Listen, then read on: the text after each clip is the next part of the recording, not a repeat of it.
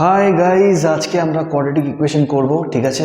And quadratic equation যে চ্যাপ্টারটা আছে তার মধ্যে একটা খুবই ইম্পর্টেন্ট পার্ট করব, যেটা তোমার যতদিন তোমরা ম্যাথস করবে ততদিন দরকার পড়বে, ঠিক আছে। সো সেটা হচ্ছে আমাদের মিডল টার্ম ফ্যাক্টরাইজেশন।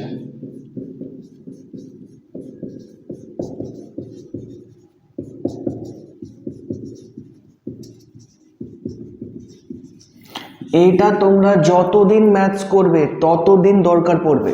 সো এটা আমরা একদম প্রপারলি শিখবো, প্রথম থেকে শিখবো। অ্যান্ড আমি কিছু ট্রিক্স বলবো যেটা থেকে তোমরা খুব ইজিলি মিডল টার্ম ফ্যাক্টরাইজেশন করতে পারবে, ঠিক আছে। চলো বেশি কথা না বলে আমরা প্রথম অঙ্ক করি, ঠিক আছে। প্রথম অঙ্কটা কি আছে? X square plus 5x plus 6 equals to 0। আচ্ছা, এটা কোয়াড্রেটিক ইকুয়েশন কেন? কারণ এখানে এক্স এর হাইয়েস্ট পাওয়ার কত আছে? 2 আছে। যখনও এক্স এর হাইয়েস্ট পাওয়ার 2 হবে সেটাকে আমরা কোয়াড্রেটিক ইকুয়েশন বলবো। আর যদি এক্স এর হাইয়েস্ট পাওয়ার যদি 2 হয় তাহলে এর কটা রুটস বেরোবে? এর 2খানা রুটস বেরোবে, ঠিক আছে। কারণ এক্স এর হাইয়েস্ট পাওয়ার 2 আছে, ঠিক আছে। চলো, তো এটা কিভাবে সলভ করবে ভালো করে দেখো। আমাকে এই যে মিডল টার্ম ফ্যাক্টরাইজেশন কেন বলি এটাকে? কারণ যে মিডলে বসে আছে যে নাম্বারটা, মানে এক্স এর সাথে যে নাম্বারটা আছে তাকে আমাকে ভাঙতে হবে, ঠিক আছে। এটা মিডল টার্ম ব্রেকও বলি। সো এটাকে এমনভাবে ভাঙতে হবে কি তোমার প্লাস করলে 5 আসবে আর মাল্টিপ্লাই করলে সেই দুটো নাম্বারকে 6 আসবে এই অঙ্কতে, ঠিক আছে। অন্য অঙ্কতে অন্য কিছু করতে হতে পারে, বাট এখন এই যে অঙ্কটা আমি দিয়েছি তার মধ্যে তোমাকে 5কে এমনভাবে ভাঙতে হবে কি প্লাস করলে তোমার কি আসে? 5 এসে যায় আবার, আর মাল্টিপ্লাই করলে তোমার 6 আসে। দেখো কিভাবে ভাঙছি। আমি 5কে 3 + 2 লিখতে পারি কি? 3 + 2 লিখলে তো 5 আসছে, দেখো। আর এই 3 + 2 লিখলে যে 5 আসছে, এই দুটোকে মাল্টিপ্লাই করলে কি আসছে? 6 আসছে, ঠিক আছে। আমরা যে এই যে 3 + 2 লিখলাম, এই দুটোকে প্লাস করলে আমাদের কি আসছে? 5 আসছে। আর এই দুটোকে আমাদের মাল্টিপ্লাই করলে কি আসছে? 6 আসছে, ঠিক আছে। তাহলে এটা আমাদের মিডল টার্ম ব্রেক হয়ে গেল। এরপর খুবই সোজা, ঠিক আছে। এরপর কি করতে হবে? এরপর আমাকে 3 এর সাথে আগে এক্সকে মাল্টিপ্লাই করতে হবে, তাহলে 3x হয়ে গেল। তারপরে 2 এর সাথে আমাকে এক্সকে মাল্টিপ্লাই করতে হবে, তাহলে 2x হয়ে গেল, ঠিক আছে। এদিকে আমাদের কি ইকুয়ালস টু 0 ইকুয়ালস টু 0। আচ্ছা, এইবার আমাকে দুখানা নিয়ে সলভ করতে হবে। এই দুটোকে নিয়ে আমরা কমন বের করব, এই দুটো থেকে আবার কমন বের করব। আচ্ছা, এই দুটো থেকে আমাদের কমন কি যাচ্ছে? দেখো, এখানেও x আছে, এখানেও x আছে, তাহলে আমাদের x ডেফিনেটলি কমন যাচ্ছে। এইবার তোমাকে ভাবতে হবে এখানে কটা x আছে। দেখো, x স্কোয়ার কথাটার মানেই হচ্ছে x ইন্টু এক্স, তাই তো। তার মানে দুখানা x আছে। যদি ওই দুখানা x থেকে আমি একখানা x নিয়ে নিই তাহলে কটা x বাঁচবে? এখানে একটা x বাঁচবে। আচ্ছা, এইখানে কটা x আছে? একটা x আছে। যদি এই xটা চলে যায় তাহলে কত বাঁচবে? 3 বাঁচবে। তাহলে আমাদের প্রথম কমন নেওয়াটা হয়ে গেল।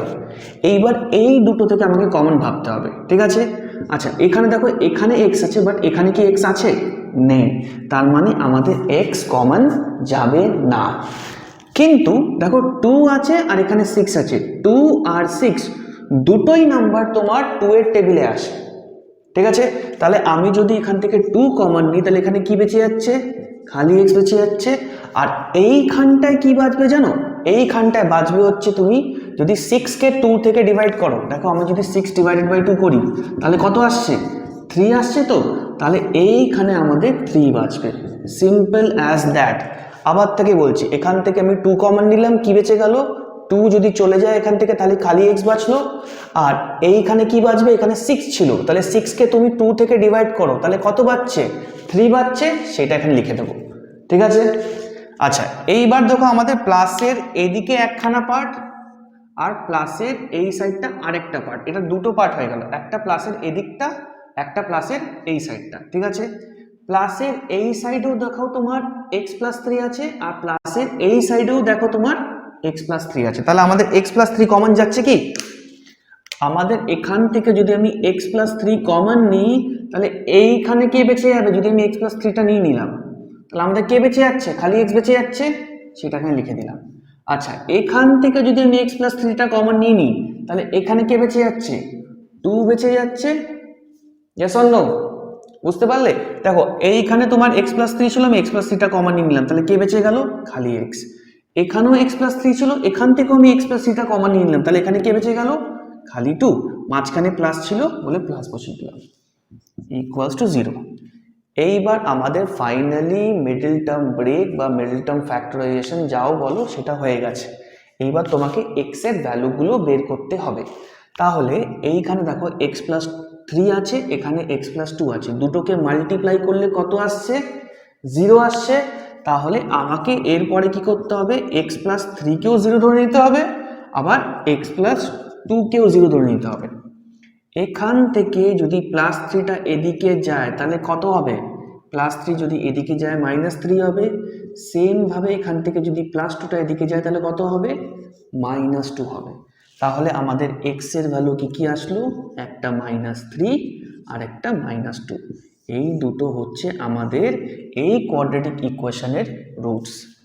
ঠিক আছে, আশা করি বুঝতে পেরেছো। কোনো ডাউট হলে আমাকে জানাবে। এটা আমাদের প্রথম অঙ্ক, এরকম আরও 2-3টে অঙ্ক করব, আর সেটা আমাদের প্রথম পার্ট হবে। আমি 3-4টে ভিডিও বানাবো।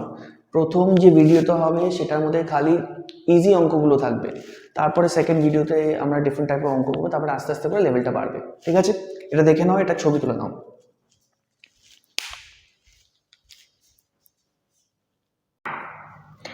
চলো এইবার আমরা পরের অঙ্কটা করব। সেটা হচ্ছে দেখো এখানে x square plus 10x plus 21 equals to 0। আমরা কি করছি? আগেই বলেছিলাম মিডল টার্ম ব্রেক বা মিডল টার্ম ফ্যাক্টরাইজেশন যাও বলো, মানে মাঝখানের যে পার্টটা আছে সেটাকে ব্রেক করব। ঠিক আছে, আমরা এখানে কি করব? 10টাকে ভাঙবো, এমনভাবে ভাঙবো, দুখানা নাম্বার এমন ভাববো যেই দুটোকে প্লাস করলে কি হয়? 10 হয়। বলেছিলাম দুখানা নাম্বার আমাকে এমন ভাবতে হবে যেই দুটোকে প্লাস করলে কত হয়? 10 হয়। কিন্তু সাথে সাথে সেই দুটো নাম্বারকে যদি আমরা মাল্টিপ্লাই করি তাহলে কত আসা উচিত? যেটা এখানে আছে। কত আছে এখানে? 21। তার মানে আমাকে দুটো এমন নাম্বার ভাবতে হবে যেই দুটোকে প্লাস করলে 10 আসে, আর সেই দুটোকে আবার যদি মাল্টিপ্লাই করি তাহলে 21 হয়। এমন দুটো নাম্বার কি? দেখো 7 প্লাস 3 করলে কত আসে? 10 আসে। আর যদি আমরা 7 আর 3কে মাল্টিপ্লাই করি তাহলে কত আসবে? 21।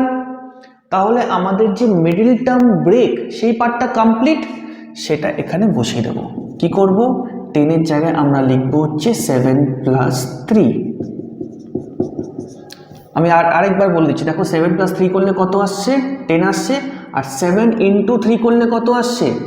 21। আচ্ছা, এরপর কি করব? 7 এর সাথে আমরা x মাল্টিপ্লাই করব। 7 এর সাথে যখন x মাল্টিপ্লাই করব তখন কত হবে? 7x হবে। তারপর 3 এর সাথে x মাল্টিপ্লাই করব, তখন কত হবে? 3x হবে। আচ্ছা, তারপর কত আছে? 21 আছে, 21 বসালাম। এরপর কি বলেছিলাম? এরপর তোমাকে এই দুটো থেকে কমন নিতে হবে, তারপর আবার এই দুটো থেকে কমন নিতে হবে, মানে এই দুটো একখানা পার্ট, এই দুটো আরেকটা পার্ট। এইখান থেকে আমাদের কি কমন যাচ্ছে? এইখান থেকে দেখো আমাদের x কমন যাচ্ছে। এখানে দুখানা x আছে, এখানে একখানা x, তাহলে আমি একটা x কমন নিতে পারি। একটা x যখন কমন নেবো, এখানে দুখানা x ছিল, তাহলে কটা x বেঁচে যাবে? একটা x বেঁচে যাবে। আর এখান থেকে যদি আমি একখানা x নিয়ে নিই তাহলে খালি কে বেঁচে যাচ্ছে? 7 বেঁচে যাচ্ছে। এর মধ্যে কোনো ডাউট আছে? ডাউট থাকলে আমাকে কিন্তু বলবে। আচ্ছা, পরের পার্টটা দেখো, পরের পার্টের মধ্যে কি x কমন যাচ্ছে? যাচ্ছে না কিন্তু। দেখো এখানে x আছে কিন্তু এখানে x নেই, তাহলে আমাদের x পার্টটা কমন যাচ্ছে না, কিন্তু নাম্বার কমন যাচ্ছে। দেখো 3 আর 21 কোন টেবিলে আসে? 3 এর টেবিলে। তাহলে আমি এখানে 3 কমন নেব। 3 কমন নিলে এখানে কি বেঁচে যাবে? 3টা যদি সরে যায় তাহলে এখানে খালি কে বেঁচে যাচ্ছে? x বেঁচে যাচ্ছে। তো তাহলে আমরা x লিখবো। তারপরের পার্টটা কি লিখবো? আমি কি বলেছিলাম? 21কে আমাদের 3 থেকে ডিভাইড করতে হবে। আবার বলছি, এখানে যে আমরা যখন 3 কমন নিচ্ছি, এখানে 21কে আমাদেরকে 3 থেকে ডিভাইড করতে হবে। 3 থেকে ডিভাইড করলে যা বেঁচে যাচ্ছে সেটা এখানে বসাবো। তাহলে আমরা 21 ডিভাইড বাই 3 করলে কত আসে? 7 আসে না? ঠিক আছে, তাহলে আমরা এখানে 7 লিখলাম, কারণ 21কে 3 থেকে ডিভাইড করলে এখানে 7 আসে। আবার দেখো 3 into 7 করলে 21 চলে আসছে। এইবার দেখো এখানেও আমাদের x+7 চলে এসছে, আর এখানেও x+7 চলে আসছে। তার মানে আমাদের এইবার x+7টা কমন যাবে, কারণ প্লাসের এদিকেও x+7 আছে আর প্লাসের এদিকেও x+7 আছে। তাহলে যখন আমরা x+7টা কমন নেব, তাহলে প্লাসের এদিকে x+7কে ছাড়া আর কে বেঁচে যাচ্ছে? এটা তো চলে গেল, এটা তো কমন নিয়ে নিলাম, তাহলে এখানে খালি কে বেঁচে যাচ্ছে? খালি x বেঁচে যাচ্ছে। সেম ওয়েতে তারপরে কি আছে? প্লাস আছে, প্লাস বসালাম। সেম ওয়েতে যখন আমি এখান থেকে x+7টাকে সরিয়ে নিয়ে নেব, তখন এখানে খালি কে বেঁচে যাবে? 3 বেঁচে যাবে না? তাহলে আমরা দেখো আমাদের কোয়াড্রেটিক যে ইকুয়েশন, সেটা থেকে আমরা মিডল টার্ম ফ্যাক্টরাইজেশনটা কমপ্লিট করে ফেললাম। এরপর আর কিচ্ছু করতে হবে না। এরপর x+7কে 0 ধরে নাও, আবার x+3কে 0 ধরে নাও। এখান থেকে x এর ভ্যালু কত আসছে? +7 আছে, এদিকে গেল তাহলে -7। এখান থেকে +3 আছে, এদিকে গেল তাহলে -3। তাহলে আমাদের x এর ভ্যালু কি আসলো? একবার -7 আর একবার -3। এটা হয়ে গেল আমাদের কি? এই ইকুয়েশনের রুটস। দেখো আমি বলেছিলাম না, যদি x এর পাওয়ার হাইয়েস্ট পাওয়ার 2 হয় তাহলে দুখানা রুট বেরোবে। দেখো দুটোই রুট বেরোবে না, দুটো থেকে বেশি বেরোবে না, দুটো থেকে কম বেরোবে, এক্স্যাক্টলি দুটো বেরোবে। কারণ হচ্ছে x এর এখানে হাইয়েস্ট পাওয়ার 2। তো আশা করি এই অঙ্কটা তোমরা বুঝতে পেরেছো। এটার মধ্যে কোনো ডাউট হলে আমাকে নিশ্চয়ই জানাবে, ঠিক আছে?